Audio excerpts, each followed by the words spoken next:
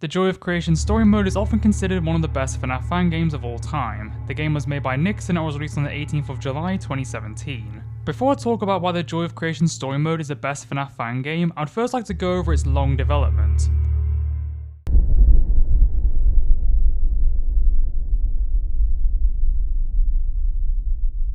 The Joy of Creation began development in November 2015, meaning it took almost 2 years to make. These days it's not uncommon for a FNAF fan game to take that long to make, but back then, that was a very long time for a FNAF fan game. During those 2 years, a total of 5 demos came out, and I'm going to talk about all of them. But before we get to that, I'd like to quickly go over 2 other games that Nixon was working on before the Joy of Creation. The first and most well known of the 2 is Those Nights at Fredbear's. I already did a whole video on the game, I'd recommend checking that out if you want to know all about its development. And the other was Unreal Shift at Freddy's. Both were going to be free roam games that would have revolutionised FNAF fan games. However, both games were cancelled in November 2015 after Nixon lost interest in them. At around the same time, he began working on a different FNAF fan game, that being The Joy of Creation. The game was going to be a FNAF 4 fan game. The game's title originated from the Night 5 phone call in FNAF 1, which when reversed plays a part of the book, The Autobiography of a Yogi. At the end, before getting cut off, it says The Joy of Creative Services, which was commonly misheard as The Joy of Creation. Now to bring you the joy of freedom.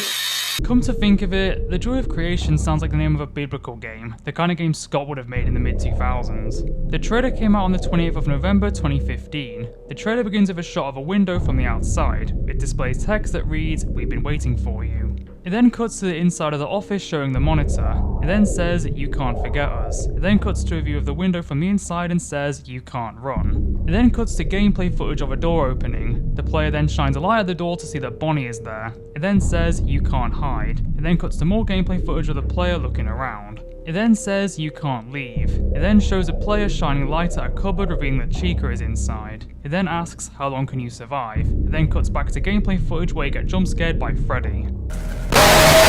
It then tells you that an early playable build will be released on the 30th of November 2015, which it was. In the demo you just look around the office and flash your lights, which will repel any animatronics. In front is a double door, on your right is a single door, behind you is a window, and on your left is a cupboard. You do have flashlight battery, but it'll probably never run out. The game is endless, you just have to see how long you can survive. That's basically it, that's all the demo really is. Graphically, the game still looks good today and looked amazing for late 2015. It definitely still has a scary atmosphere to it. The way that you can sometimes see a door slowly open in the dark, and when you flash an animatronic, it makes a loud sound that'll make you jump a lot.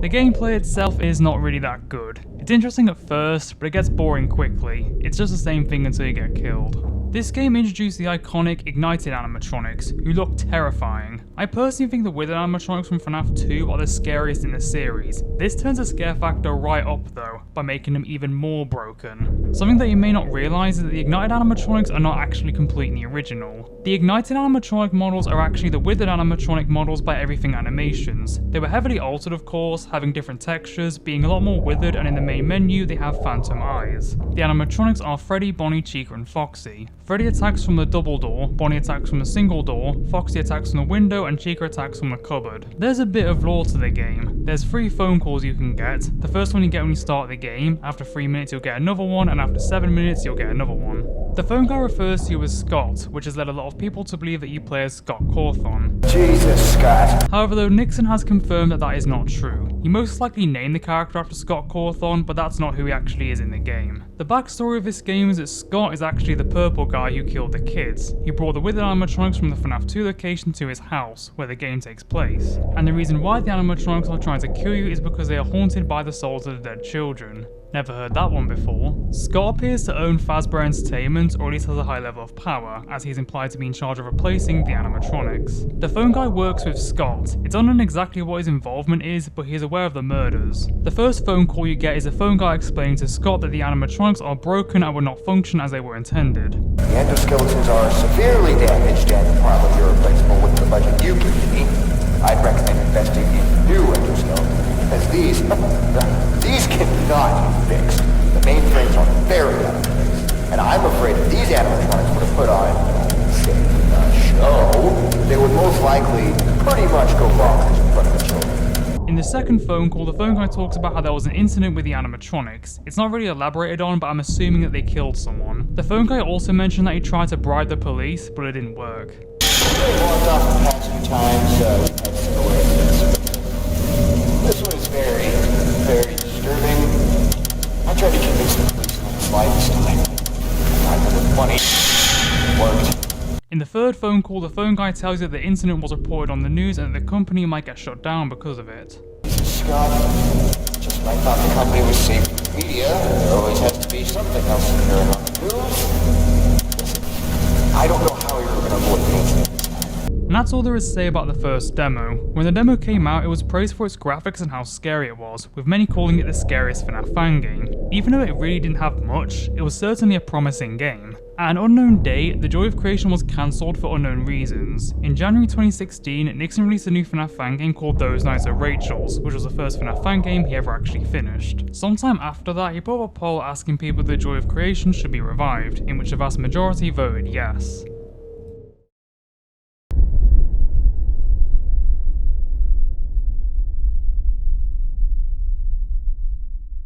On the 16th of April 2016, he released a teaser video with a new version of the game, The Joy of Creation Reborn. He made a disclaimer at the start of the video saying that the game is not guaranteed to get finished. The Joy of Creation Reborn was going to be a free roam game. The teaser shows gameplay footage of the player holding a flashlight walking around a series of hallways. They then get to a hallway where they see Freddy walking past. Then Freddy runs at the player and jump scares them.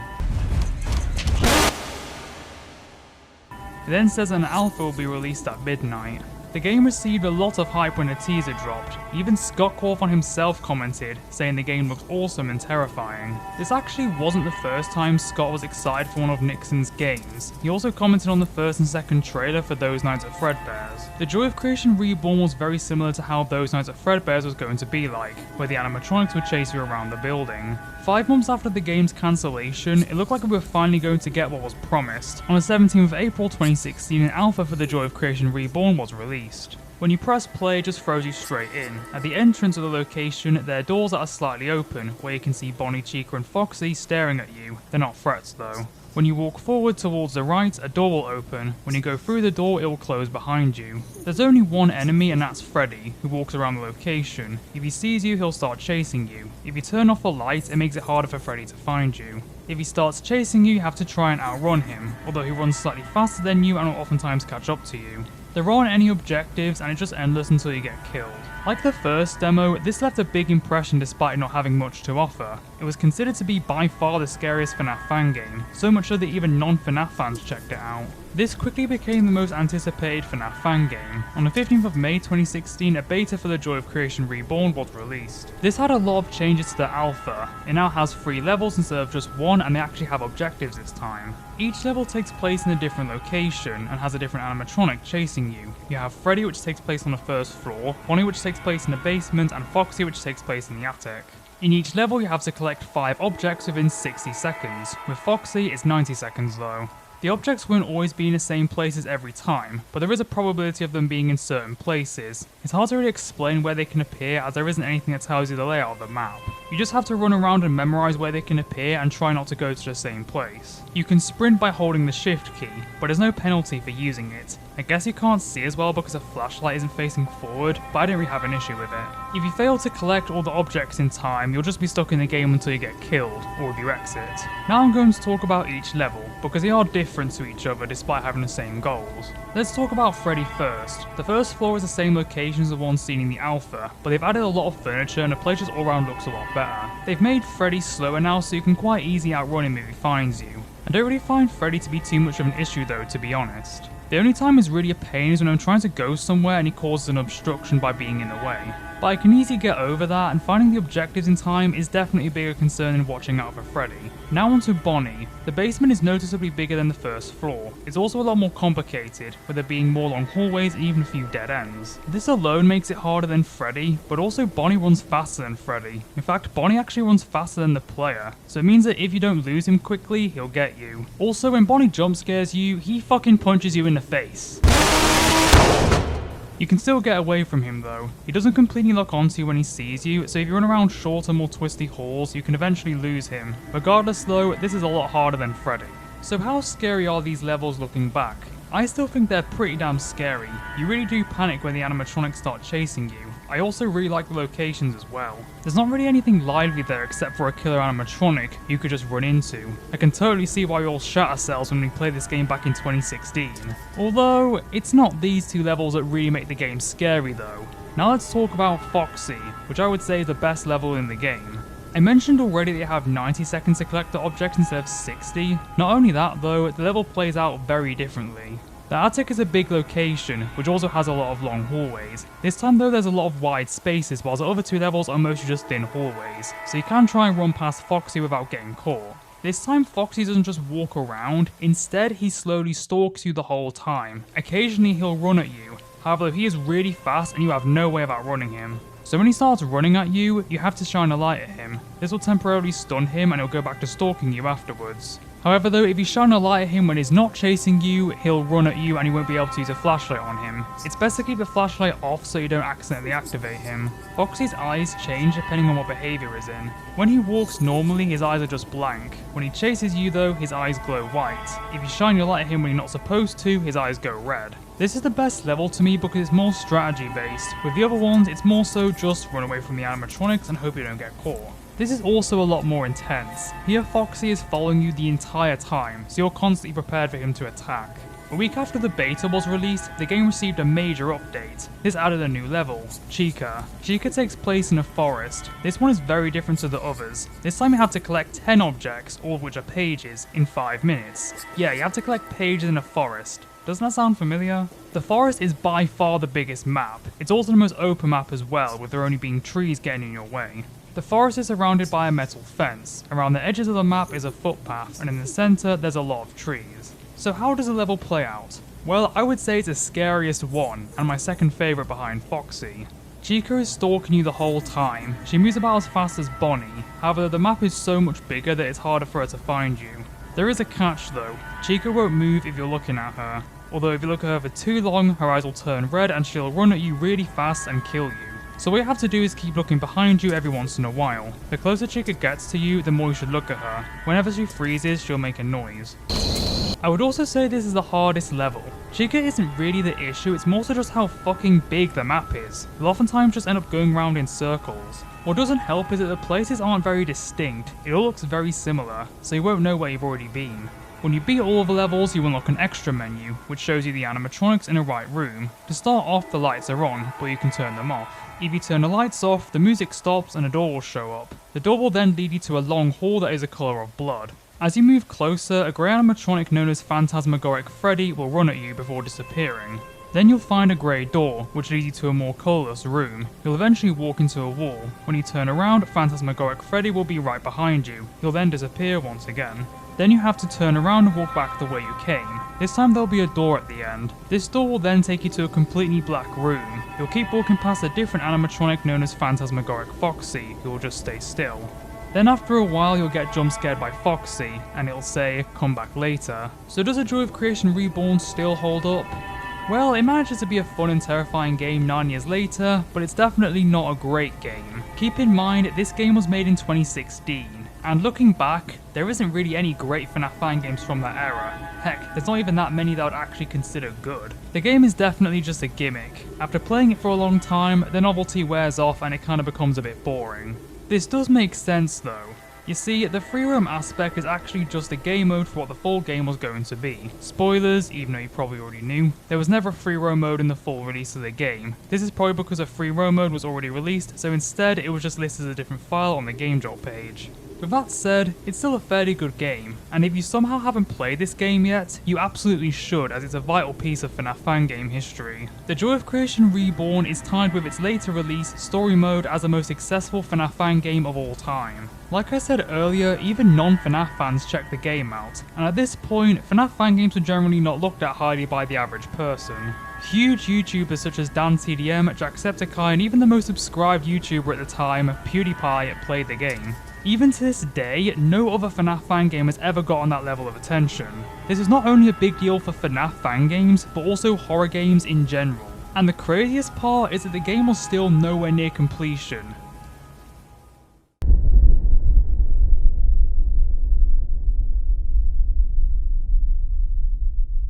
In September 2016, a new demo was released. This demo would show what the main game mode, story mode, would look like. The demo takes place in a living room. Like the very first demo, it's an endless game until you get killed. This time though, there's a lot more to it. You're sat on the couch. In front of you is a TV screen where you can see Chica. If you look behind you, you'll see double doors in the middle and a single door on your left and right. The most active but easiest enemy is Foxy, who comes from the double doors. Every once in a while he'll open them slightly. When he does this, you have to shine your light at him. You can walk to the door on your left and right. You can look through the keyholes to see if anyone's in the hallway behind the door. Freddy attacks from the left hall and Bonnie attacks from the right hall. When they get too close, you must hide behind the couch until they leave. As for Chica, the lights in the room will turn themselves off occasionally. When that happens, you must turn them back on. Next to the left and right door, you have a light switch where you can turn them back on. The longer they're off, the closer Chica will get to leaving the room she's in. When she leaves, you're dead. There's just one issue with the gameplay. There's an exploit. Yeah, you can just hide behind the couch the whole time, only leave when Foxy attacks or when the lights go off. And it's not like not doing this makes the game any more interesting, as you're just waiting for Freddy and Bonnie to attack. Also, if you get attacked by Foxy at the same time as Freddy or Bonnie, there's nothing you can do. So yeah, the gameplay of the living room is actually pretty bad. However, there are aspects I do like. The location is really good looking, everything is well rendered and the game still has an unnerving feel to it. Before realising you can break the game, it is quite intense when you look through the keyholes. One big praise I have for this game are the jump scares. These are actually some of the best jump scares out of all the releases. What I like is that depending on where you are in the room, you'll get a different jump scare, but I also really like Bonnie and Foxy's jump scares. When Bonnie jump scares you, he once again punches you, but this time you actually see your character dropping dead afterwards. And in Foxy's jump scare, not only does he slice you with his hook, but it's actually visibly animated blood that comes out. I also like the game over screen, which shows the ignited animatronics' heads and the option to try again being in Freddy and Chica's eyes. There's not really anything else to say about this demo. While I don't think it's very good, I still appreciate the ambition, and this is just an endless mode so it doesn't really mean anything. Right?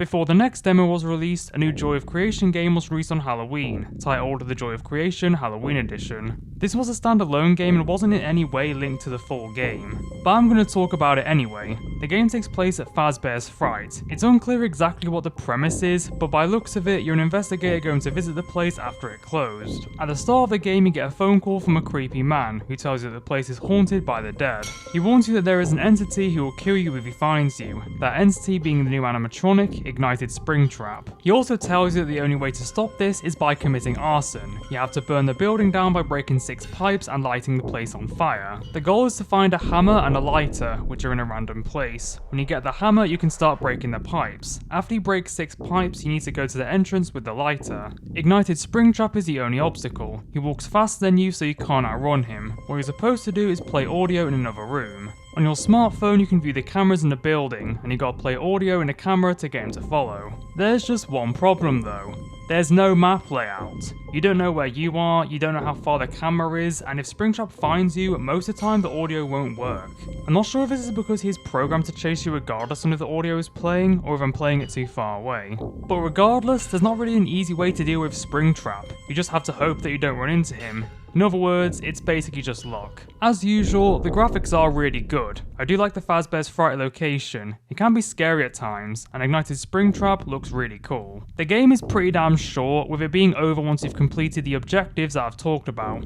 Once you've done that, you get a cutscene. You're trying to escape the place which is engulfed with flames. Right as you're about to get out, Springtrap finds you and punches you, knocking you straight down. Then he starts strangling you. When he gets really close to you, you pull up his mask, revealing that he's possessed by a corpse. Then the game ends after you presumably die. This was obviously just made for a bit of fun, something to keep us entertained while we waited for story mode, so I don't know if it's worth looking into it too deeply. The phone guy is very vague, claiming that he has history with the place, which is why he knows a lot, but doesn't say anything else. Wouldn't I kill myself by blowing this place up? Who is he, and how do you know all this?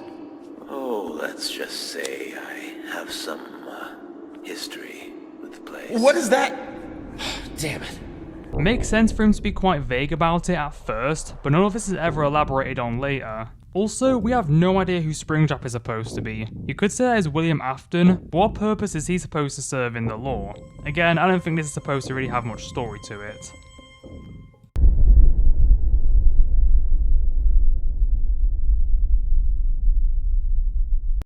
Now let's get back to talking about the Joy of Creation story mode. In March 2017, a new demo was released. When you open the demo, you get a first-person cutscene of a man walking towards a house. He then gets a call from a guy named Tobias, who reveals that the man's name is Nick and that he owns the house. It is implied that he wanted the house for a long time. Hey Nick, the house, it's yours. Finally after so long. Thanks, man.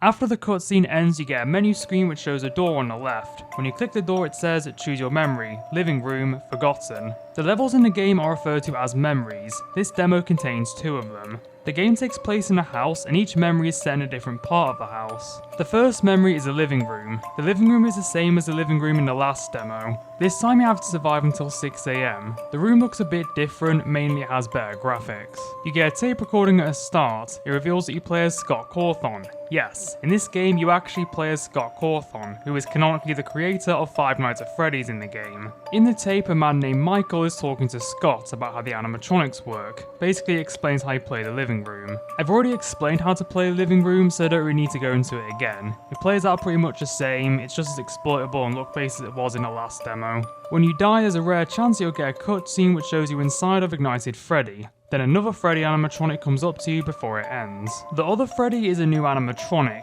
Ignited Golden Freddy. After you beat the living room, you get a cutscene. It starts off with a child calling for their dad to help, even though the voice is clearly a grown woman. Daddy, help! Then the dad, who is Scott Cawthon, shouts their name. Nick! This reveals that Nick, the guy in the opening cutscene, is Scott Cawthon's son. Before continuing any further, I think it's important to note that Scott Cawthon in this game, as well as his family, are completely fictionalized. Scott is known for being a very private person in real life, and while we do know he has 6 kids, it's actually unknown what their names are. So if one of his children are actually named Nick, then that's just one crazy coincidence. Nixon has confirmed that the name of the character Nick is actually a reference to his own name, Nick being short for Nicodemo. This also goes for any other named character in Scott's family. Also, the real Scott Cawthon did later confirm that he was okay with this. Well, I don't really need to think of how he reacted because he actually did react to it. And, I quote, "I didn't know that this was going to be the plot, but I'm okay with it. I'm even honored by it and kind of like the fact that I died in it." Fuck. So yeah. With that out of the way, now let's talk about what happens in the cutscene. Scott opens the door and starts panicking, but is convinced that he is only dreaming. Then the door slowly opens, showing Freddy behind it. Freddy slowly walks towards Scott and tries to attack him, which leads to a chase sequence. Oh god! No, what is this? Help! Somebody help! Mel? Nick? Anthony, Sam, where are you?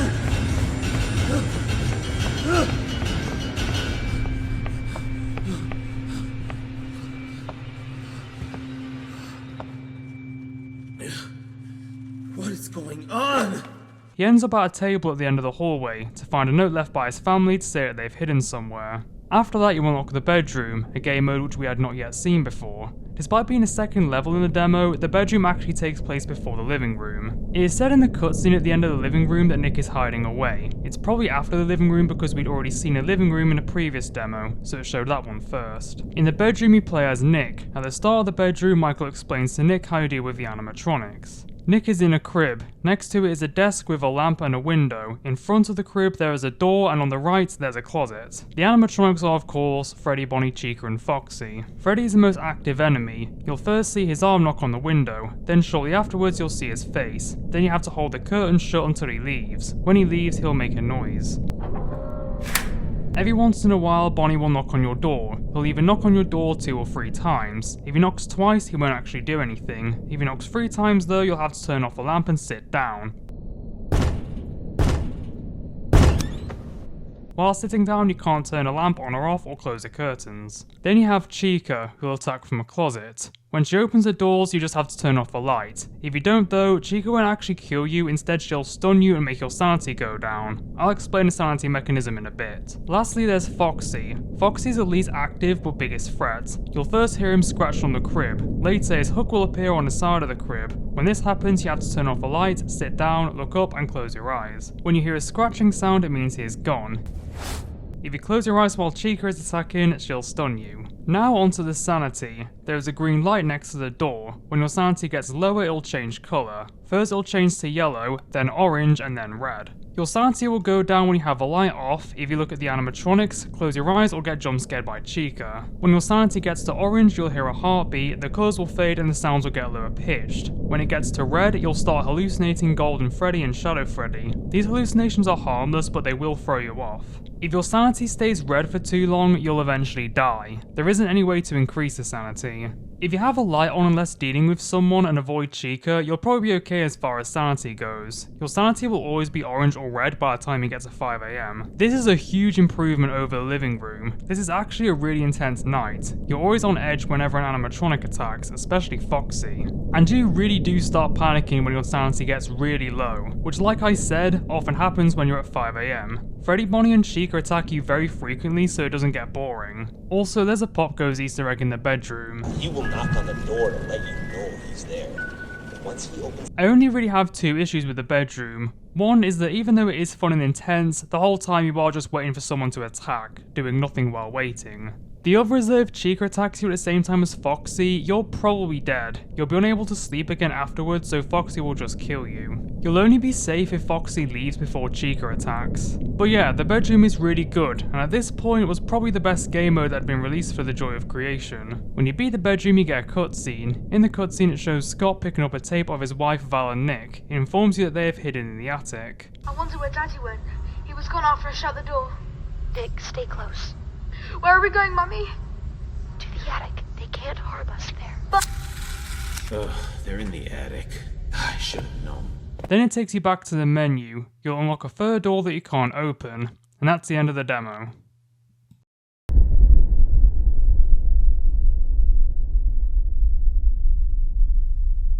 Before the full game came out, there were 4 teaser videos released. The first one was on the 17th of April 2017. The video opens with a view of the outside of the window. The camera then zooms in on a Chica poster in the room. It then cuts to the player opening curtains and shining their flashlight outside. They then slowly walk towards double doors, open the doors and shine their light. They then look towards their right and briefly see Chica coming out of the wall. Then the screen goes black. The title of the game pops up and the video ends. The second video was released on the 24th of April 2017. It opens by showing you a hand clock saying that it's 9:30. You then hear a tape of Scott being angry about Bonnie breaking a camera. Broke it! The bastard broke the camera! Damn it!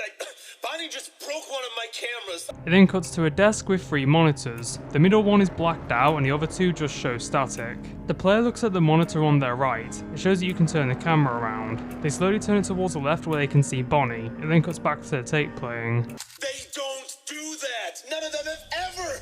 It then shows a player walking towards a door on their left. They then open the door to see that Bonnie is there. It then plays more of the tape. While the tape is playing, the player looks at the left monitor and sees Freddy. It then shows them walking towards the curtains. When they open them, Foxy is standing there. You then get a series of quick shots of gameplay footage. It shows Foxy in a camera, Chica running at you and Freddy at the double door. It then blacks out. When it cuts back, the lights in the room are now off. The double doors slowly open, revealing that Freddy is behind it. Then it cuts to the title and the video ends. This video showcased a new memory, The Office, which is also the location seen in the first teaser. The third video was released on the 28th of May 2017. It opens up by showing a furnace where the camera slowly zooms in on. It then cuts to the player pressing a red button after entering a code. They then turn to their right where there's a gate. The gate slowly opens. Behind the gate is a key. When you grab the key, you look to your left and see a stairway that's being blocked by pipes. They then turn around and see another gate slowly opening. They then walk towards a green door where they enter a bathroom. When they step out the bathroom, they end up in a long hallway. It then shows a title where the video ends. The final teaser video was released on the 4th of June 2017. It opens by showing a door with bars over it. The lighting is dark red. The camera views up where you can see a screen that says the number 6. It then cuts to a room with a lot of monitors. The monitors display text, one word per screen. Many shapes, all similar but different. It then quickly cuts to a screen that says 6 before cutting to a player walking around the room. They turn off their flashlight and see in another room there is an endoskeleton. They walk up to the endo before it cuts to another shot of the monitors. This time it says, "All keeping us in here with you." It shows a screen again which now says 5. It then shows a player walking towards a furnace where they put a hook in it. Then they close the furnace. Then it cuts back to the monitors which says, "Find the key to fit the lock." It then cuts back to the screen which now says 4. The player puts a code in the keypad, 1254. They then press a red button. It then shows the monitors again which says, "Avoid the ones lost to the fire." The screen now says 3. It then shows a player walking down a long hallway seen at the end of the last teaser. They then look behind them before it cuts to the monitors, which says, "Give him to us and we promise." The screen now says 2. It then shows the player opening the gate in front of the door that we saw at the start of the teaser. It then shows the monitors again, now saying, "His kindred to fulfill your desire." The screen now says 1. It then shows the monitors which just display phantom eyes. Then the title drops and the video ends. These two videos showed another memory, that being the basement, which looked very different to the other levels. There was one final video posted before the Joy of Creation story mode was released. It came out on the 8th of July 2017. It opens by zooming in on a trap door. You then hear Michael talking. You've prolonged this for too long, Scott. It then cuts to the living room, then the bedroom, then the office, and then a wall. You then see the cutscene that you got at the start of the demo, but with different dialogue playing over it. Nick now has a different voice actor. It's been years since I've been inside this house. I lived here when I was just a kid with my family. My mom, my siblings, my dad. I don't have the full story, nor do I know why it happened, but I can tell you how it started. Everything else is up to you to figure out. This is the story of the night I lost my home, my childhood, and almost my family. When Five Nights at Freddy's just ended. It then cuts to a player walking down the stairs in the basement. It then shows him closing the curtains on Freddy in the bedroom. It then shows a clip of someone walking towards you. It then shows gameplay footage of the living room, which looks a lot different to how it looked in the demo. It then shows them opening a door where they shine a light at Freddy. The next shot is in a red room with the gate slowly opening. You then see a living room again which shows Freddy entering. It then cuts to Scott yelling at a monitor. I created you! Freddy, Bonnie, Chica, Foxy? How is this happening? What are you? You then see a player pulling up a poster to find a phantom cupcake in a hole. It then shows a player entering the office. Then it shows him looking for a keyhole to see Bonnie. It then cuts to another shot of a wall. You then get one final scene which shows a sneak peek of a cutscene. And to do that, I need you to die. Leave us alone! No! The title drops for the final time and then you get a jump scare. It then reveals what would end up being the release date for the Joy of Creation story mode, the 17th of July 2017. The most anticipated FNAF fan game of all time would finally be released.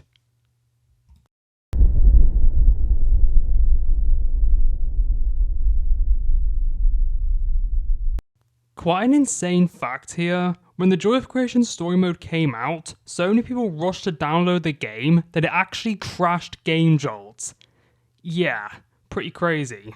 And now we are finally going to be talking about the full release of the Joy of Creation story mode. The game opens with the same cutscene as the last demo, but as the trailer implied, Nick now has a different voice actor. It then transitions to a different cutscene of Nick talking. He mentions that he lived in the house that he now owns when he was a kid with his family. It is implied that something really bad happened a long time ago, which led to him leaving the house. The Joy of Creation story mode takes place on the 8th of August 2016, intentionally on the 2nd anniversary of FNAF 1. The game takes place over the course of just one night. Between each memory you get a cinematic cutscene. The first memory is the bedroom. In the cutscene at the start it shows a perspective of a seemingly injured man who just broke into Scott Cawthon's house. Scott and his family question what he is doing, but he doesn't say anything. After Scott threatens to call the police, the man confirms that his name is Michael. Michael! What? I mean, my name. It's Michael. They ask where Michael came from and what he's doing in their house. Michael responds by saying that he doesn't know. Nick convinces Scott to let Michael stay at their house for the night, which he reluctantly agrees to. The cutscene ends with Scott helping Michael off the floor. It then cuts to Nick in the present day talking about how he doesn't remember much about Michael. I can't remember much about Michael, but I knew he wasn't a bad person. Or, at least he didn't look, dangerous. I was young, so I guess I just didn't know any better. Certainly didn't know what a burglar was, that's for sure. So the bedroom is mostly the same as it was in the last demo, however there are a few noticeable changes. This version has slightly altered the AI of the animatronics. They've now made it a lot more fair if you get attacked by multiple at the same time. Freddy and Bonnie literally cannot attack at the same time. If Freddy knocks on the window whilst Bonnie is attacking, he'll wait for Bonnie to leave before looking at the window. Foxy has been changed quite a bit. Before he had to pretend to sleep when he put his hook on the crib, this time you can wait for him to stand up. Foxy won't kill you right away when he stands up. If you stare him in the eye for about 2 seconds, then he'll kill you. So if you get attacked by Freddy at the same time as Foxy, you will survive. When you're lying down and when Foxy stands up, he'll be staring right at you. When he does this, you have to immediately close your eyes. This version of the bedroom is definitely better than the first version, with there being very little RNG involved. There are a few more small changes, like there's different hallucinations when your sanity gets to red. Also, if your sanity gets too low, you actually get a secret cutscene before the game over screen. I'm going to talk about this cutscene later on though. After you beat the bedroom, you get a newspaper that says 2 years of Five Nights at Freddy's. It says that the creator of the game has shared screenshots of the process of making the animatronic models. The images it shows are actually real behind the scenes screenshots that Scott shared on the 2nd anniversary of FNAF. Another article says, learn how to make games. There's small text that you can't read. After the bedroom, you unlock the living room. The cutscene has Scott telling his wife, Val, that he is concerned about how he let Michael into his house. Scott then leaves to check on the kids. While he is gone, the lights go off. Then the living room begins. In the living room, you play as Val. At the start of the living room, Michael says to Val that she is in grave danger, and explains that you have to hide from the animatronics if they get in. Michael says that she'll have to survive until 6 AM, while also saying that 6 AM will arrive within a few minutes, meaning that the clocks were tampered with. At the end of the cutscene, Val questions how Michael knows Scott's name, as no one ever told him his name, which is a bit of a weird plot point. I don't understand. What is even happening? How do you know all of this stuff? Wait a second. How do you know my husband's name? I was there when he found you, Michael. He never said his name. How do you know? Michael leaves before he can answer though. So I mentioned that I don't like the living room in the demos. Well, you know who also didn't like the living room? Nixon himself, so he completely redid it. The room's layout is very similar, where you sit on a couch and behind you there are 3 doors. But the gameplay is completely different. This new and drastically improved version of the living room is free of exploits, RNG and waiting around. This time you actually have control over the TV. The TV displays a first-person view of Freddy and Foxy. They're both walking towards you. You can switch between the views. Foxy is on the left and Freddy is on the right. They'll both eventually reach the doors. Freddy will be on the left and Foxy will be on the right. Keep in mind the TV view is mirrored to behind you. In the living room you can actually get up off the couch and walk around the room. You can't view the TV unless you're sitting down though. When Freddy or Foxy reach you, you've got to hide behind the door that they came from. However though, both of them will reach you at the same time, meaning that the one you didn't hide from will see you. So what do you do about that? Well, there's a pause button in each screen where you can stop the animatronics movement. You can only pause them whilst looking at them, so you can only pause one at a time. If you pause an animatronic, they'll fall behind the other one, meaning they'll get to you later. However, this is where things get a bit confusing. By the sounds of it, you can just pause one animatronic for a bit and there you go. Well, no, because the other animatronic will stop occasionally, which will make the other one catch up. So you should keep pausing one of the animatronics every once in a while whilst checking the other one. Also, keep pausing the same animatronic. It makes it a lot easier if you do it that way. I always pause Freddy, but it doesn't actually matter which one you decide to pause. Now onto Bonnie. In the double door behind the couch, you can check the keyholes. Bonnie has 4 phases in the hallway before he reaches you. When his face is covering the keyhole, his next step is a living room where he'll attack. Every time he moves, he'll make a moaning sound. You also deal with Bonnie by hiding behind the door, but if you hide behind the left or right doors, Bonnie will get you. So you need to make sure that you don't get attacked by Freddy or Foxy at the same time as Bonnie. Freddy and Foxy by default will not attack within the same time as Bonnie, which is why you need to make sure you hide from the animatronic you've paused right after the other one. There's also Chica. From about 2 AM you'll occasionally hear a growling noise. When this happens you have to stand up. If you don't stand up quick enough, Chica will stun you and temporarily disable the monitor. If Chica jump scares you at 5 AM, you'll die.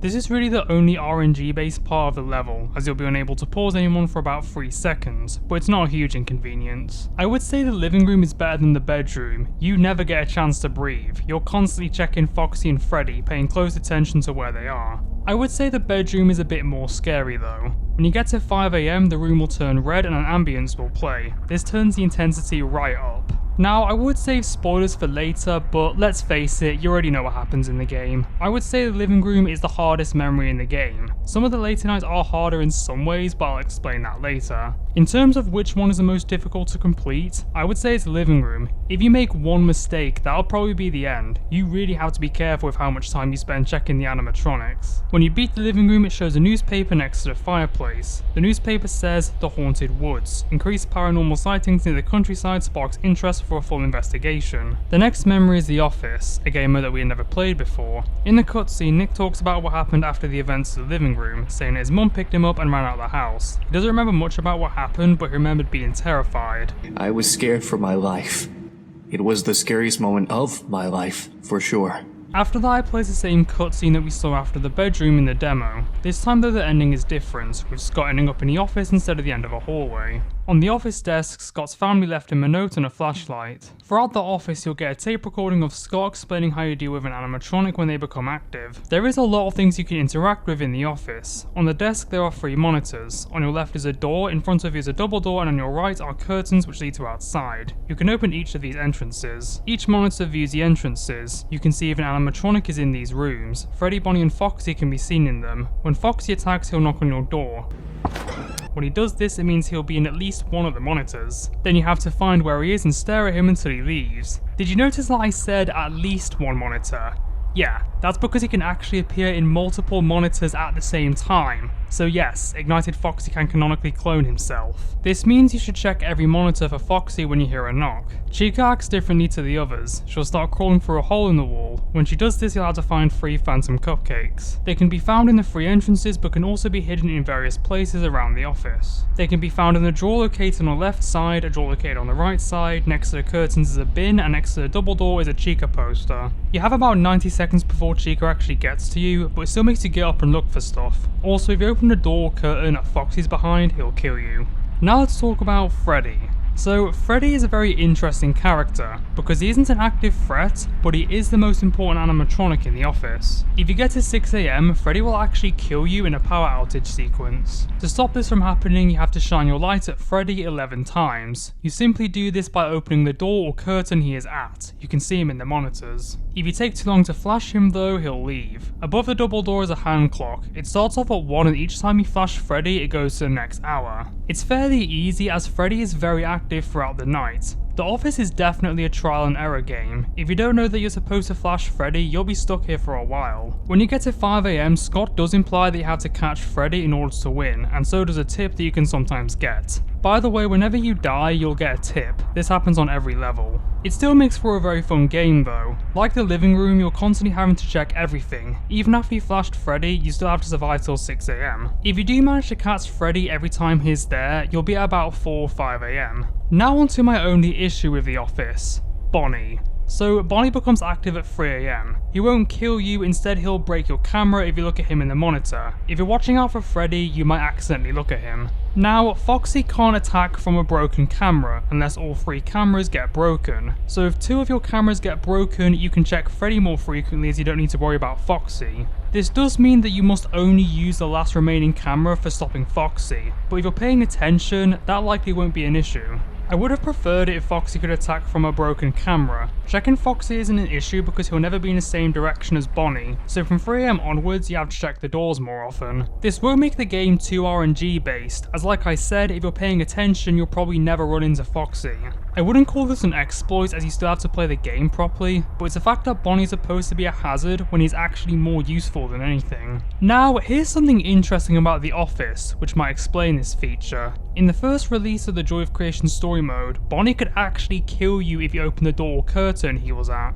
This was removed not too long after its release due to people finding The Office too hard. Now, I don't think this version of the game is available anywhere as I wasn't able to find it. Bonnie can still appear in the entrance if the camera is broken, so this meant that if your camera was broken, you could still die if you went to an entrance that Bonnie was at. If you look downward, you can actually see Bonnie in the camera and you won't break the camera, so you can find out what entrances you've got to avoid. Since I've not played this version of the game, I can't say if this would have been too RNG based or if it would have made it harder in a fun way. If anyone does have this version of the game, please re-upload it as I'm very interested in playing it. Anyway, the office might be the easiest level, but it's definitely a good change from the last 2 nights, with you having to change your strategy as the night goes on. When you reach 5 AM, the office turns red and it once again plays an intense ambience. When you reach 6 AM after flashing Freddy 11 times, you get a newspaper that says that the 5th Five Nights at Freddy's game is cancelled and that the series will no longer be in development. So in this universe, when Scott announced that Sister Location was cancelled, he was actually being serious. Probably not due to leaks though. There's also an article that says recent game releases considered disappointing by shoddy game critic. Now, this is where the game takes a very big turn. The story becomes more dark and the challenges are vastly different to what we've experienced so far. The 4th memory is the basement. I'm gonna let the first cutscene play out.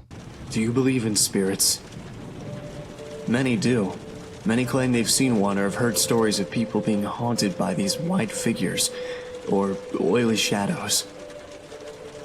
My dad made a game series about it. A horror franchise, in fact. It was his shining achievement. Apparently there was a time when everybody knew about it, all over the world. Clothing, toys, accessories, board games, you name it. Five Nights at Freddy's was everywhere. There were even rumors of it getting a movie. Just rumors of it getting a movie. God, that line did not age well. Now yes, we can accept this as an alternate universe where the FNAF movie never got made, but this is just hilarious to me. At the time of the game's release, many believed that the FNAF movie was just a crazy idea that wouldn't actually go anywhere. But now that the FNAF movie actually came out, and we're getting a sequel later this year, this line is just really funny because of how poorly it's aged. Anyway, let's continue. Nobody remembers it anymore. Nor the characters, the games, or my father. After that night, it all went away. Nothing lasts forever, and that's why I don't believe in spirits. Everyone has to die. Everything has an end at some point. Even if that point comes sooner than you'd wish. At the end of the cutscene, it shows Golden Freddy outside the window. Now, I would like you to keep this cutscene in mind, because I'll talk about it again later. The next cutscene has Scott going down to the basement to find his family. A monitor turns on which displays phantom eyes, then Scott starts yelling at it. I created you! Freddy, Bonnie, Chica, Foxy? How is this happening? What are you? At the end of the cutscene, Scott gets knocked out by Michael. Your creation.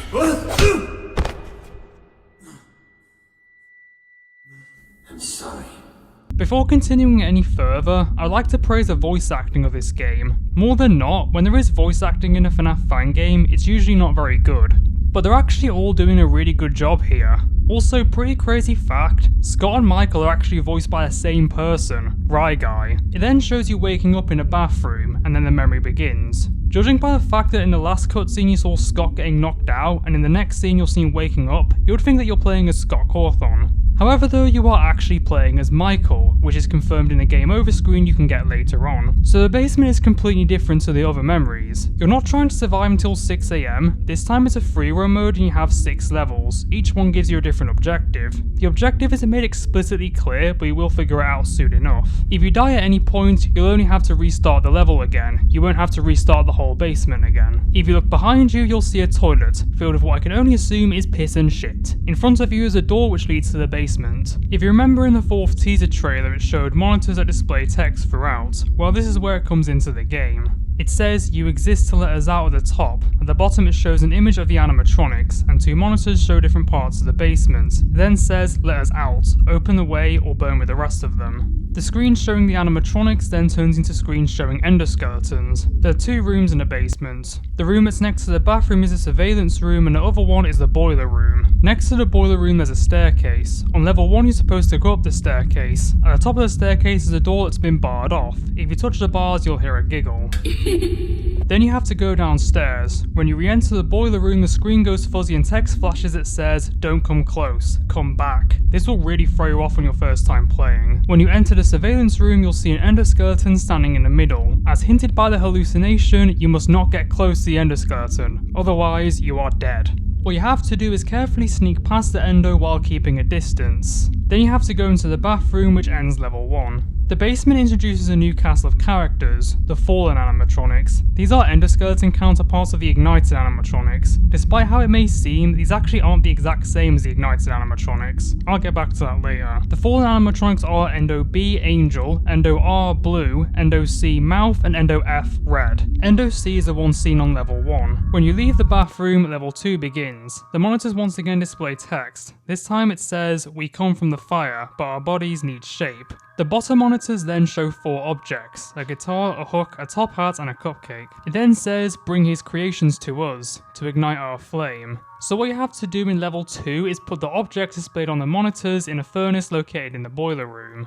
Foxy's hook is located in a trash can next to a Foxy poster in a surveillance room. When you pick up Foxy's hook, Endo C will be next to the bathroom. Each endo acts the same on each level they're on, by the way. If you stay outside the bathroom for about 1 minute, you'll get a hallucination that says, "You are not safe, go back." Then the screen will start shaking and you'll hear a heartbeat. The screen will occasionally flash red. It'll get more intense the longer you wait. Then after about 40 seconds, the entire room will go red. Then Endo R will run at you and kill you. There's an easy way of preventing this. Go to the bathroom, because Endo R respects your privacy.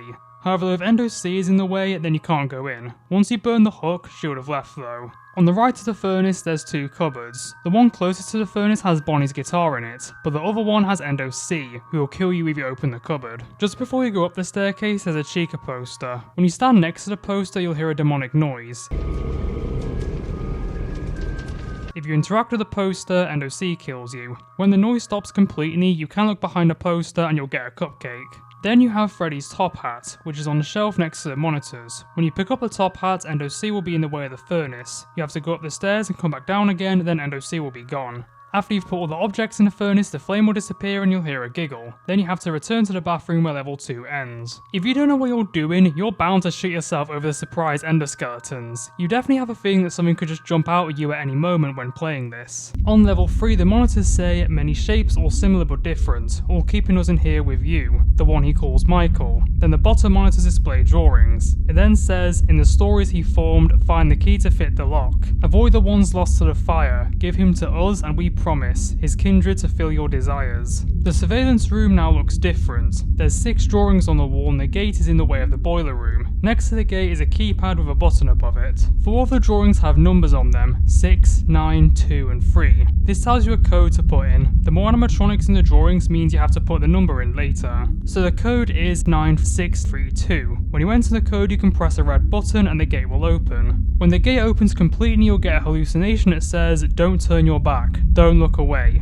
Then we are introduced to the scariest threat in the entire game, Endo B. Endo B will follow you when you're not looking at him. When you are looking at him, he'll freeze. If he touches you, then you're dead. He spawns right in the way of the gate. What you have to do is lure him away by looking at him for a bit and then looking back at him. When he's moved well out the way, you have to walk past him while staring at him. In the boiler room, there's another code that you have to put in, but it's hard to concentrate with Endo B stalking you. So what you can do is lock him in the surveillance room. This leads to quite an intense part where you have to look away from him while he's right behind you and press the button. If you manage to do that, enter the boiler room while looking in the direction of Endo B, and wait for the gate to close. When the gate closes, he'll be stuck. There's 4 drawings located around the boiler room. One has Chica next to a gift, one has Foxy next to 2 gifts, one has Freddy next to 3 gifts, and the last one has Bonnie next to 4 gifts. On the keypad, 1, 2, 4 and 5 are colour coded. 1 is blue, 2 is yellow, 4 is brown, and 5 is red. The colour of the animatronic in the drawings with more gifts are the colours you put in later. So the code is 2541. When you press the red button, the gate opens, which gives you a key. The staircase is now blocked, so you can't go through the door. Then you have to return to the bathroom where level 3 ends.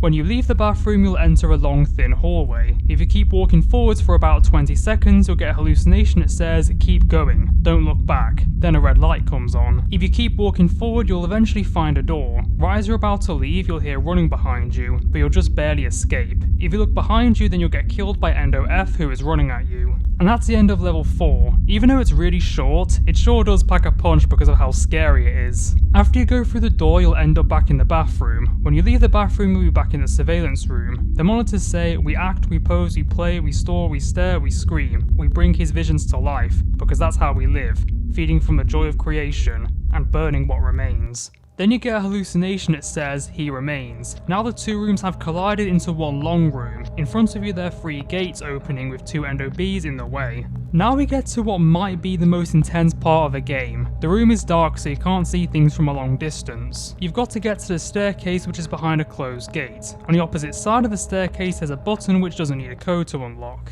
I've already said that there's 2 NOBs, but there's also 2 NOCs. One of them is on the right side and the other is on the left. The one who is on the right is further back. This means that you can't just walk backwards the whole time as you'll run into one of the NOCs. In theory you could do that if you knew the exact time to press D and S at the exact moment, but that's something that I've not memorized. So once again, the strategy is that you have to lure the NOBs away. One of them is a bit further than the other one, so you should try and line them up first. When you've gotten them close to the end of the surveillance room, sneak past them. Then walk on the right side of the room while walking backwards. When you can just barely see the NOC on the left, look forward and walk between them. Once you've passed the left endo, walk backwards again. Then move towards the right, or left since you're looking backwards. When you push the button, the gate will open, but then behind the gate is another NOB.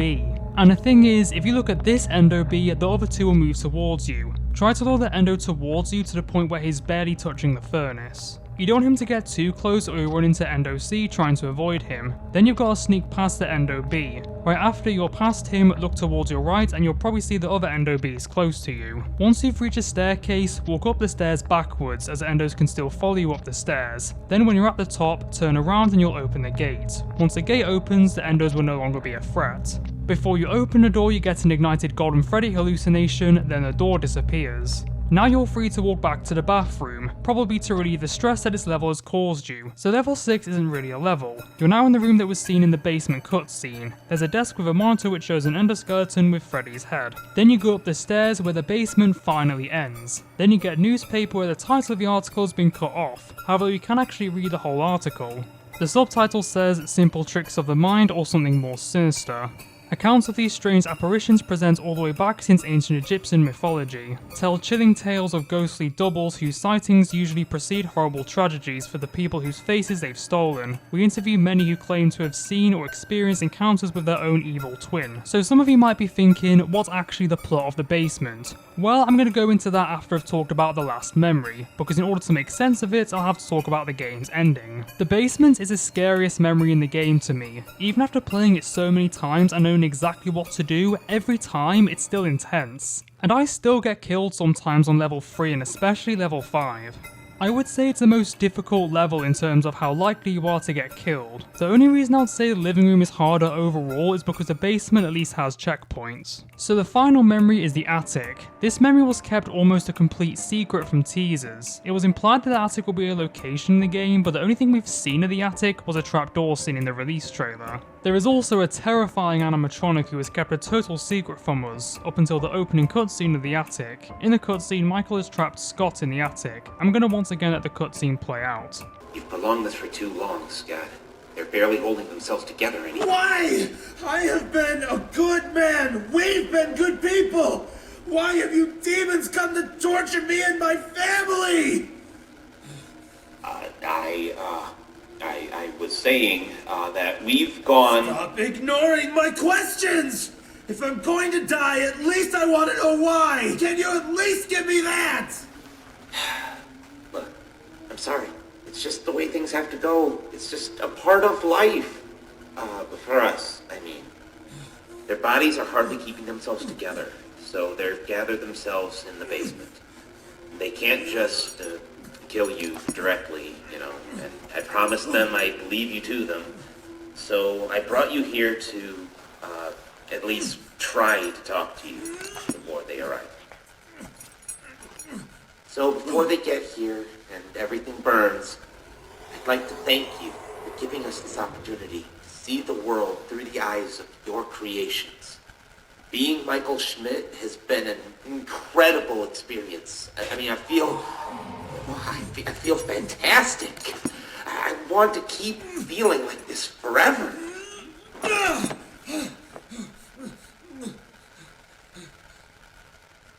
do that, I need you to die. Leave us alone! So the animatronic seen in the monitor is the titular animatronic. That's right, titular. His name is Creation, who is a fusion of the ignited animatronics made to create, no pun intended, a huge animatronic. He has Freddy's head and top hat, Bonnie's jaw, Foxy's hook, and Chica's feet. So the attic is a sit and survive game mode, however you aren't surviving until 6 AM. In front of you there's a monitor where you can see all 4 rooms that you've played previously: the bedroom, the living room, the office, and the basement. The main enemy is Creation, who starts off in the basement but will slowly make his way up to the attic. Each room is layered top to bottom, the closer to the top is closer to you. Creation has 3 phases in each room. There is a red rectangle next to each room on the monitor. When he reaches a 3rd phase, the rectangle becomes green. Then he'll go back to phase 2. When he gets to phase 3 again, the rectangle will lose its colour and he'll enter the next room. On your right, you have a lever. When he's at phase 2, if you pull the lever, it'll send him back to phase 1. If he's at phase 1 or 3, it won't do anything. So when he gets to another room, he can't go back down to the room he was already in. When he reaches you, you'll actually get a sequence of him coming out the trap door before he goes up to you and eats you. Also, each time you use a lever, you'll have to wait about 15 seconds before you can use it again. On your left, there's another lever. If you pull it, you can toggle to 2 sets of cameras. Behind you, there's a door on your left and right. Each camera shows the outside of the doors. You can shut the doors, but you can only shut one door at a time, but you can shut it for as long as you like. The fallen animatronics make a return. Endo B and Endo C can be seen on the cameras. Endo C appears on the left and Endo B appears on the right. When the cameras turn to static, they're about to attack. You must have the correct door shut when this happens. They can appear in the cameras at the same time, but they'll never attack at the same time. Whichever one arrived first will always be the one who attacks first. Whenever they've left, you'll hear a bang on the door. If you don't know who got to the door first, pay extra attention to the cameras. Also keep in mind the cameras are mirrored, so when you're looking at your left, it's actually on the right and vice versa. You've also got Endo R and Endo F. These two will run at the doors. Endo R attacks from the left and Endo F attacks from the right. When you hear them running, you have to shut whichever door they're coming from.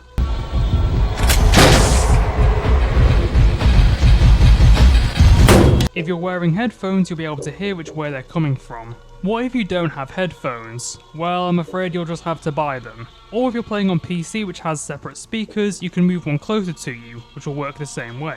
If you can actually do that. My desk is fucking huge, so I don't know if this is possible for most people, so probably just buy headphones if you don't have them already. And now we have Golden Freddy, who will teleport around the house. He's only a threat if he gets to the attic. He'll be right behind you. If you look at him, he'll disappear. However, if you're looking behind you for too long, he'll kill you. That's not his main function though. When Golden Freddy's in one of the rooms, you have to flash him by pulling the lever on your right. In order to beat the attic, you have to flash him 12 times. Every 2 times you flash Golden Freddy, a room will catch fire. It'll first be the basement, then the living room, then the bedroom, then the office. And when you flash him 10 times, the attic will be engulfed with flames. So I've actually speedrun the attic before, and I've actually been able to finish it in less than 5 minutes. However, it does require good RNG and is not really the ideal strategy. During speedruns, I only flash Creation 3 or 4 times and mostly just use it on Golden Freddy. Doing this strategy will mean Creation will get very close to killing you. What I do like about the attic is that you can kind of play it your own way. You can also do the opposite and beat the attic with Creation making literally 0 progress at all.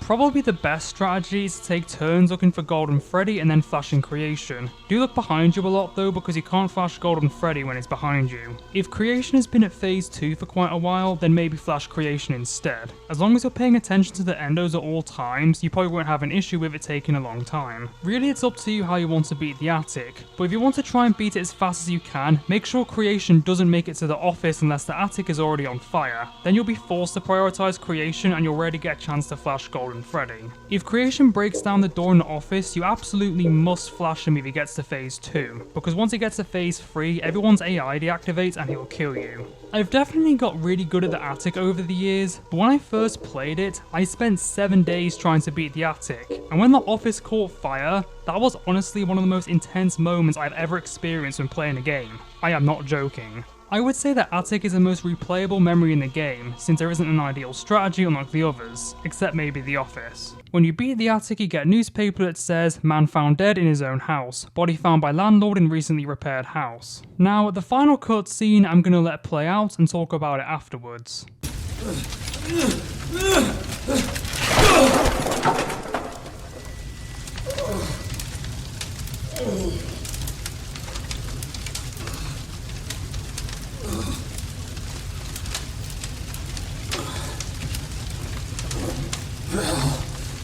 Sam, Anthony, Beck,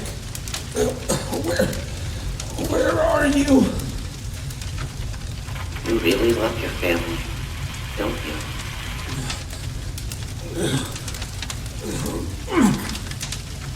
You can die here, you know. Survive the night, just wait for 6 a.m. and it will all be over. That's how it worked there before, right? But these are not your kings.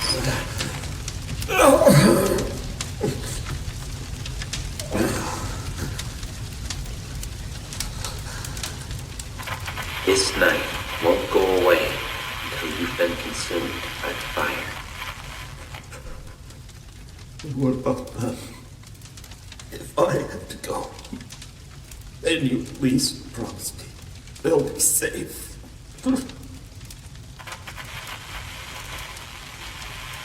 Promise me that you won't harm them. Please.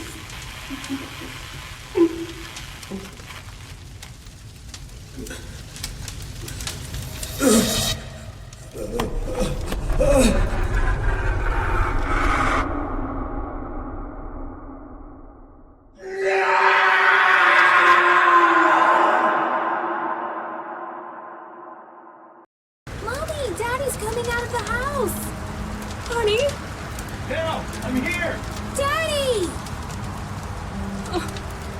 Oh, hon, I was so worried. It's okay, Val. It's okay. We're safe now. Have you called 911? Yes, I did. As soon as we got out, I called them, like, a few hours ago. They said they'll be here as soon as they can. Oh, God, we stayed inside there for so long. I thought you... But I didn't. Don't worry. Everybody is fine. Daddy, what happened to home? Why is it burning? Is Michael still in there? We are safe, Nick. Murders. You're safe. Dad? We don't know. Everything's gone. You are safe. That's all that matters. Dad, you're acting weird. You are safe now. That's all that matters. Honey, are you You are safe. That's all that matters. Daddy, no! You are Oh my safe. God, oh my God! That's all that matters. You are safe. That's all that matters. You are safe. That's all that matters. You are safe now. That's all that matters. See, they're safe now, just as you wanted. Thank you for your cooperation, Scott Kaufman. After the cutscene ends, the credits roll. Basically what happened here is Scott died and Michael took over his body. Michael then got to live as Scott. It's unknown what happened to him after that. Now let's talk more in detail about the story of the Joy of Creation story mode. Let's first talk about the animatronics. How do they come into the real world and why are they attacking Scott's family? The ignited animatronics are actually demons who, in order to survive, they take the form of someone's creation and kill the creator. When they kill the creator, they consume the joy of creativeness. I'm not sure exactly how that works, but they get it from killing the creator. And that's what Freddy, Bonnie and Chica are. Michael is also one of these demons who takes the form of Michael Schmidt. However, though he's not just trying to kill Scott, he wants to take control over his body. He doesn't kill people in order to survive, instead he controls someone's body. Michael is shown to not enjoy causing pain and suffering, as he only wanted Scott to die because it's basically survival, and he agrees not to harm his family once taking control over him. A rather funny fact here, during the story mode demos release, Michael was actually a friend of Scott who was in love with his wife, and he programmed the animatronics to kill Scott so he could be with her. Yep, Michael was going to be a fucking incel. This was changed for pretty obvious reasons. I wonder how Scott would have thought about that being the plot. As for the fallen animatronics, they're a bit different. These ones couldn't properly take the form of the creation, which is why they're just endoskeletons and not fallen animatronics. These ones are also very aggressive, as are shown to attack Michael, who is one of their own kind. Level 1 through 5 of the basement is obviously just a dream world, as the room frequently changes and you can enter different parts after going into the bathroom. Level 6 shows the actual basement in Scott's house. house, Michael is trying to unleash the fallen animatronics into Scott's house. As for why the animatronics are trying to kill Nick and Val, it's because they're close to Scott, meaning that they'll also have the joy of creativeness inside of them. With it being the 2nd anniversary of FNAF, Scott and his family feel more joy, which is why they've come to get him on the 2nd anniversary. The news article that says that FNAF was cancelled would have been published after Scott's death, as Michael now possessing Scott doesn't have any interest in continuing the series. Before I continue talking about the story, I'd like to go over the extras, which you unlock after beating the attic. You unlock 3 challenges. One of them is bedroom blind mode, where you have to beat the bedroom without being able to see. You can see for a split second 3 times during the night. There's also basement run mode, where you have to beat the basement from start to finish in 8 minutes without dying. And then there's survival mode, where you have to beat the whole game without dying. If you die once, you gotta go all the way back to the bedroom. Something pretty funny about these challenges is that if you beat them, you get fired. Fired from what though? The last thing I want to talk about are the many Easter eggs in the game, which also links to what happens after the events of the attic. Let's first talk about the secret newspapers. In each level there is a secret newspaper that can be obtained. In the bedroom you have to close the curtains for about 10 seconds while Michael is talking. When you open it you'll see Golden Freddy, who'll then disappear. Then you have to turn the light on and off, and on the Celebrate poster you'll see the newspaper. In the extras menu you can view the newspapers. This newspaper is just an article about how Scott had a nightmare about Bonnie coming to his house, which by the way is something that actually happens to the real Scott Cawthon. The living room's newspaper can be found by pausing the screen for about 30 seconds while Michael is talking, then checking the keyhole. You'll see Golden Freddy who'll disappear. Then you'll see the newspaper on the door. This one says new horror phenomenon has massive success with young children. This is talking about how popular FNAF has gotten. In the office, anytime Scott is talking you have to open the double doors in front of you, where you'll see Golden Freddy, who you guessed it, will disappear. Then check the drawer on your right and you'll find the newspaper. This newspaper says tragedy continues to haunt family in Texas as police fail to find the missing man and the trail goes cold. I'll talk more about this one later. As for the basement, during level 4, when you are told to keep going and not look back, if you decide to go the other way before you get killed, you'll find a newspaper on the wall. This one says, serial arsonist arrested. Man suspected for multiple forest fires in the state is taken into custody after latest incident. I'm not sure if this has anything to do with the story or if it's just a random article, but if this is story relevant, I believe that the arsonist might be Scott, now being possessed by Michael. Obviously he is a demon, so he is not going to act like Scott, and starting fires is in character for Michael, so maybe Michael was arrested sometime in the future. Also in the opening cutscene when Nick says he lived in the house with his mom, his siblings and his dad, he stutters before he says, "my dad." I lived here when I was just a kid, with my family. My mom, my siblings, my dad. This means that he probably had a rocky relationship with him or thinks negatively of him. Which would make sense, as he was very young, probably about 3 or 4 during the events of the game, so he would mostly remember his father after he was possessed by Michael, who would have acted differently. Maybe he's in jail for mass arson at the time Nick moved into his house. It's never said exactly what happened to Scott's house after it burned, but the fact it got rebuilt though implies that it wasn't completely destroyed in the fire, only severely damaged. It can be assumed that Michael kept ownership of the house after it was burnt down, as he probably would have had a hard time selling it without repairing it, which he didn't do as the house was only repaired once Nick owned the house. It is implied that the game takes place in Texas, which makes sense as that's where Scott lives in real life. And in Texas, if someone is incarcerated, their property is owned by the jail until the inmate is released or if a designated individual claims it. This designated individual could be the inmate's child. Nick has an interest in repairing the house and moving into it, so after Michael was jailed for mass arson, Nick took ownership of the house. This hasn't been confirmed, but this is what I think could have happened. The last newspaper is found in the attic. You'll get it by clicking the Golden Freddy plushie's nose 10 times. Then look behind you, then look back, and you'll see newspaper on the Golden Freddy plushie. The newspaper is just a page with Golden Freddy that says, "Come back to us, Nick." There's also these secret cutscenes you can get by dying in a certain way in each memory. These are known as the come back cutscenes, as it always ends with a hallucination that says, "come back." In the bedroom, if you die due to your sanity getting too low, you'll get a cutscene of you waking up on your bed in the middle of a forest. During a comeback hallucination, Golden Freddy can be seen. In the living room, if you get jump scared by Chica at 5 AM, you'll die. Then you'll get a cutscene which shows a first person perspective on an animatronic walking towards a door. It ends with them cutting the door with a weapon.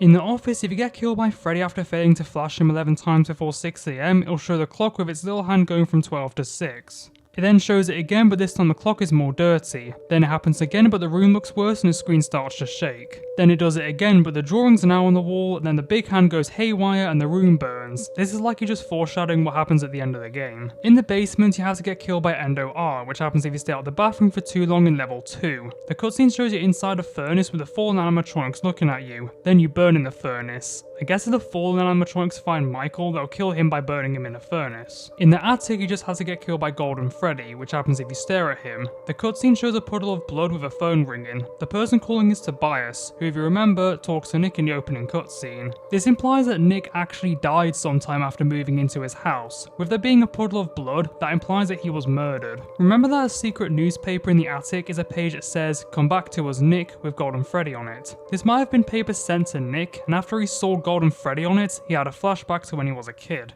I think the comeback cutscene that you get in the bedroom might be a dream that Nick had, and comeback is the demons telling Nick to come back to the house, because the house has value within Nick, and for whatever reason, he does come back. The living room cutscene shows a bare animatronic's nose, meaning the animatronic is either Freddy, Golden Freddy, or Creation. It could be Creation because he has a hook, and the animatronic is shown breaking the door, however they seem way too small to be Creation. What I think is happening is in this cutscene it shows Golden Freddy looking for Nick in his house. How does Golden Freddy have a weapon? Maybe his design has changed, or he might be able to grow a weapon. Golden Freddy is capable of teleportation, and the animatronics have been seen cloning themselves, so who knows what else they're capable of. Also, during the basement's opening cutscene, Golden Freddy is seen out the window as Nick says, "Everything has an end at some point. Even if that point comes sooner than you'd wish." This is foreshadowing that Golden Freddy will kill Nick. So Golden Freddy is the only animatronic seen during this period. Maybe he's the only demon left. He does appear to be the most powerful one out of them all, so maybe he lives a lot longer. With Nick being one of the few people who still think about Five Nights at Freddy's and is a son of Scott Cawthon, this made a demon take the form of Golden Freddy, who lures Nick into moving back to his old house to kill him. The office's secret newspaper says tragedy continues to haunt family in Texas as police fail to find the missing man. The missing man is Nick, who hasn't responded to any phone calls, because he is dead. Tragedy continues to haunt family in Texas is referring to the Cawthon family, whose house burnt down, Scott went insane, possibly more happened that is never said, and now one of them have gone missing. The newspaper you get after beating the attic says man found dead in his own house, which at first glance looks like it's foreshadowing what happens in the next cutscene, but then it says body found by landlord in recently repaired country house. This is actually talking about Nick, who was found dead in his house which was recently repaired. There is one plot hole though. The article says that Nick was found dead by his landlord, which is the property owner, meaning that Nick does not own the house. So maybe Tobias is actually the owner, which doesn't really make sense, as this implies the house would have been sold to someone else who repaired the house and let it to Nick. It's never actually confirmed that Nick, or even Scott, actually own the house, but it's pretty obvious that they do. Scott is very rich, which is why he can afford a house so big, and the opening cutscene makes it sound like Nick just got ownership of the house and wanted it to be repaired. Even if you ignore the Scott being in prison theory, he could have died, or maybe died in prison, and Nick inherited the house, or maybe his mum divorced Scott. Nick was shown to have a good relationship with Michael during the short time he knew him before he took over Scott, so maybe Nick was his only close relative, so when he died, he left everything to him. It's never said exactly when the game takes place during the time Nick moves into Scott's house, with Nick saying at the start of the game that it's been decades since he last been in the house. So the end of the timeline probably takes place in the 2040s or later. Scott Cawthon was born in 1978, meaning that he would be at least in his 60s at this time, so he could have died of old age. I don't know how the life expectancy works with these demons, whether they live as long as their host or if they die at some point they try to find a different host. I don't know, most of this is just down to speculation. All that's been confirmed is that Nick was killed by Golden Freddy sometime after moving into Scott's house.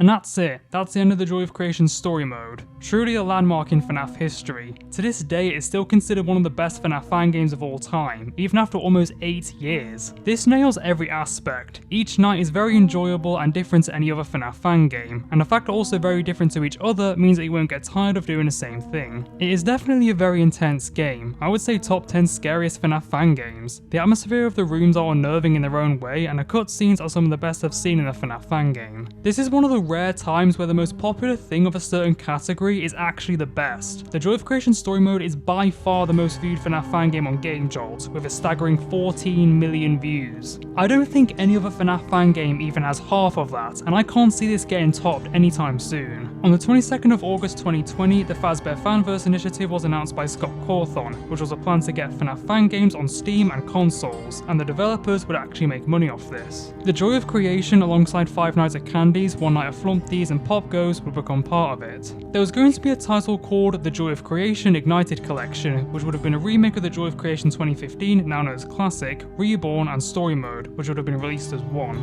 However, though, this got cancelled in March 2024, and instead, there would be a reboot of The Joy of Creation Story Mode in development. A demo was released on the 2nd of August 2024 as part of FNAF's 10th anniversary week.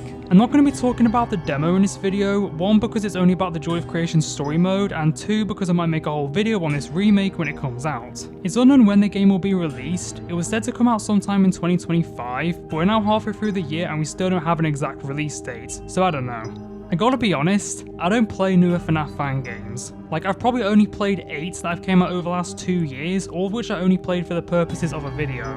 But I'm actually really excited for the new T-Jock game. This could actually steal the title as the best FNAF fan game of all time, with Afterbuilt being cancelled, and at this point, who knows if FNAF 4 will ever actually get released. This might be the only game that'll top the Joy of Creation story mode.